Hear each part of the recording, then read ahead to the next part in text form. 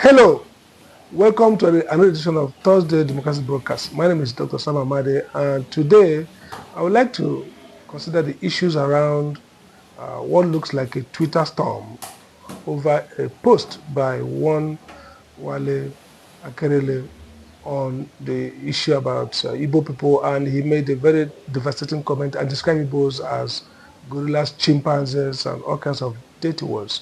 But the key point is not what he said or posted, is that the high-ranking office of this government, the head of the Nigerian Diaspora Commission, Abike Dabiri, liked it and laughed and smiled and cheered this vilification of Igbo, who are part of the constituency he has responsibility to cater for. There's been so much backlash on Twitter, now X. But the point I want to bring is that there is now a trend of vilification, hate speech, and attack against Igbo people. It's manageable if it was something by a low-ranking ordinary citizen. There's so many crazy people out there online. But when government officials, we see that in Lagos with aides of Sayolu and now with the aid of Mr. President. The question is, why are these public officials, pushed to affirm hate speech, very murderous hate speech against Igbos? And what are the Igbo leaders doing to draw attention to Mr. President and their principals to stop this? Let's not forget that today narratives control almost everything. And what that means is that if you allow people to stigmatize the people badly in this way, it can affect both economic, social, and political outcomes. So I expect more robust, pushback by Igbo public office leaders talking to these people and controlling this epidemic that might bring us, God forbid, back to the past history of attack, mass violence against Igbos. Please, let's rise up and defend our name. Onyekwe, Chiekwe, Dewono. That was Dr. Sam Amadi.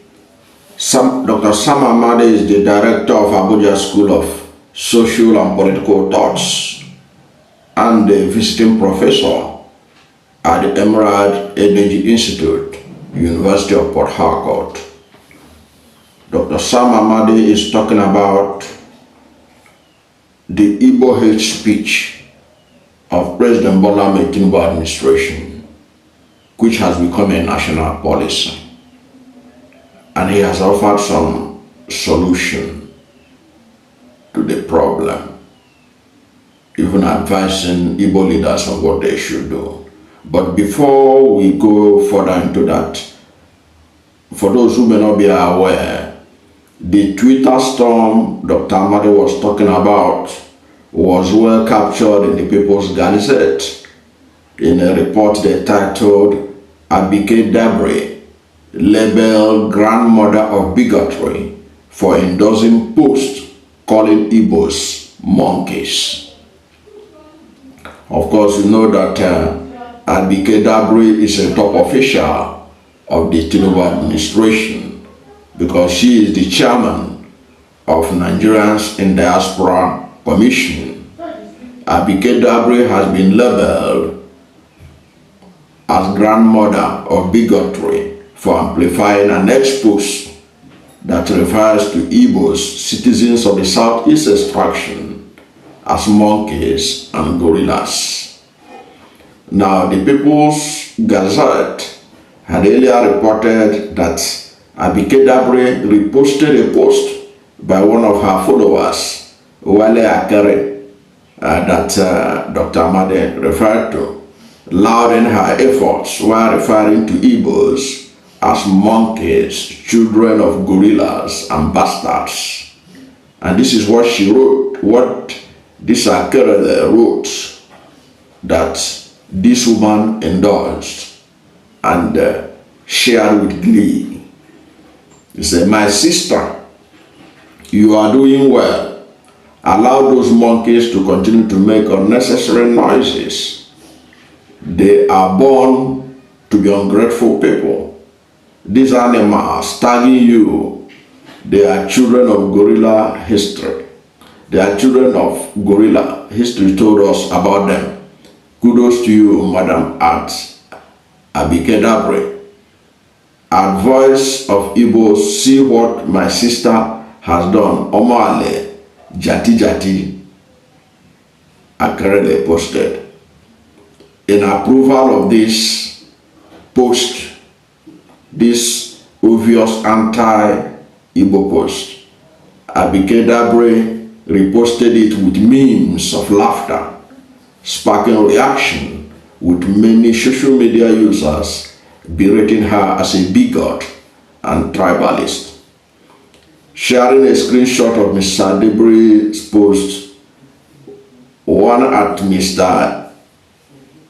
Enugu said, Abike is the grandmother of bigotry. Another said that she will be the first minister of tribalism and bigotry in history of Nigeria. Another described her as queen mother of bigotry in Nigeria. And they also concluded that the approval of the folk post shows that President Bola Ahmed Tinubu's government tolerate and support making bigotry a state policy. Activist Aisha Yusufu wrote that whenever you think this woman wouldn't go lower, she finds a way of really digging in and finding a new low. The bigotry you have seen online has support from their leaders. What a despicable shame. Now this is just a tip of the iceberg of the reaction that trailed her open exhibition of bigotry and Igbophobia. And to think that this woman is in charge of a commission that deals with Nigerians in diaspora, you can then imagine what the Igbos in the diaspora are passing through under her hands. Because you cannot tell us that after you characterize people you are supposed to serve like this, that you're going to work for them in their best interest and in the best interest of the nation. That's why, if you know, in recent times she had been accused of ethnic profiling of crime. When there's a viral video of when the list of drug pushers that was arrested in Saudi Arabia, all of them Yoruba, she didn't classify them as Yoruba drug pushers, okay? But she will be the first to list the states of origin of those that are bearing Igbo names. And she had been accused of playing down ethnicity when it involves Yoruba, but when crime involves Igbo, she amplified it. And so she had been notorious for that. But what is troubling, like Amadi said, is that this has become a national policy under President Bola Ahmed Tinubu. And you listen to, but it's only those who are not following Tinubu that wouldn't know that this is the end game as far as he's concerned.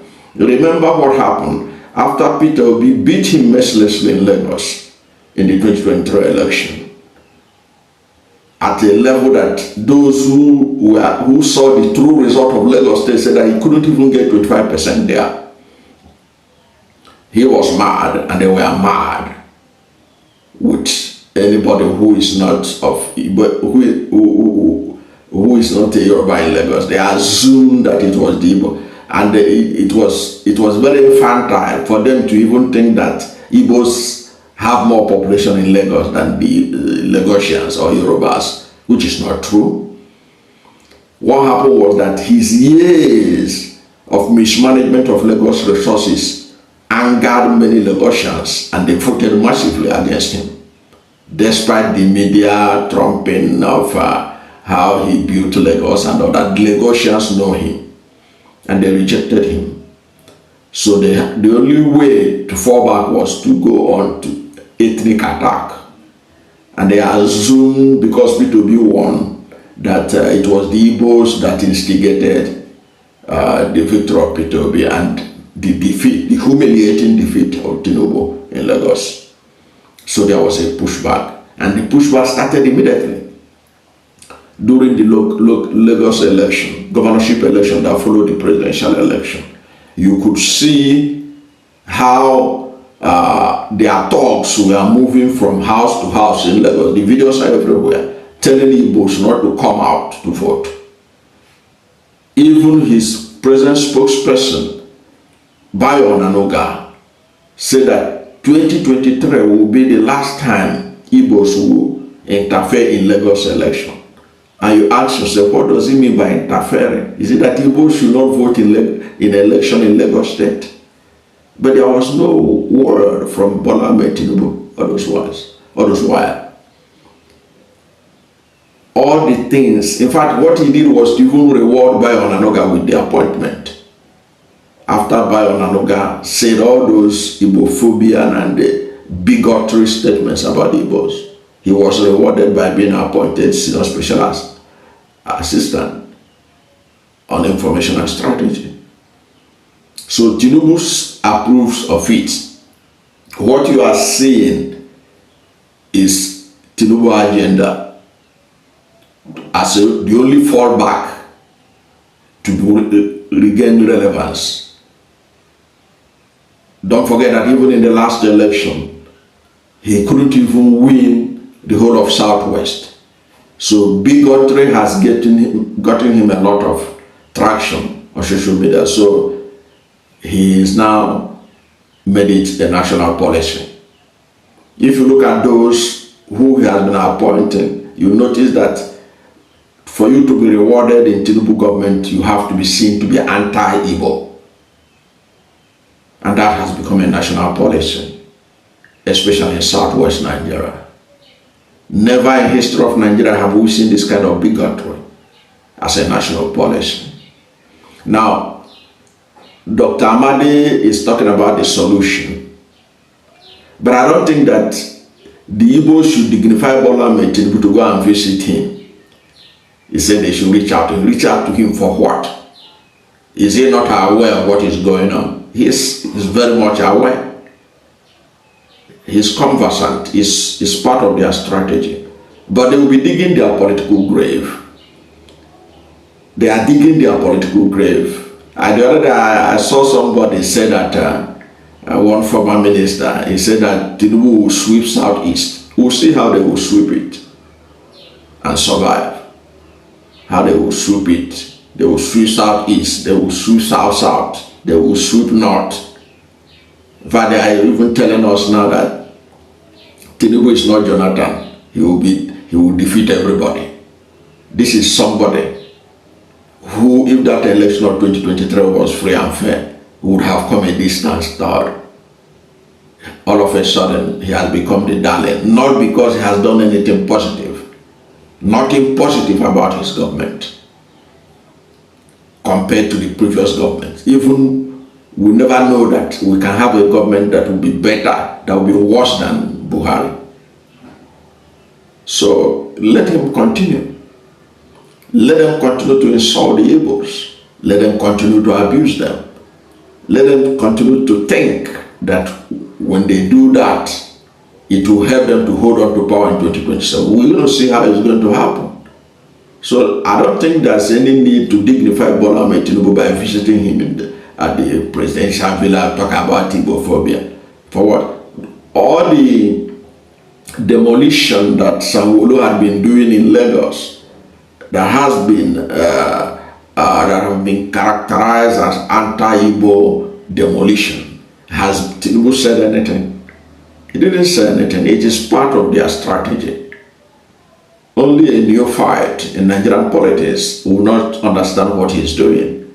But what he's doing is actually digging his political grave ahead of 2027. We are going to see how he's going to escape his fate, as eloquently illustrated by Malam Nasru El-Rufai. We are going to see how he's going to get over it. Because now the mind is that he controls, like El-Rufai pointed out, he controls the army, he controls the police, he controls the money, he controls everything. Everybody can be bought. Let us see whether it will work for him. Let them continue.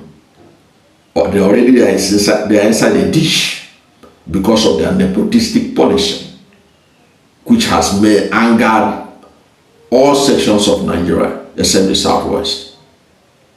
While inside this hole, as Daily Trust showed us the allocation of projects recently, while inside this ditch, they are still digging.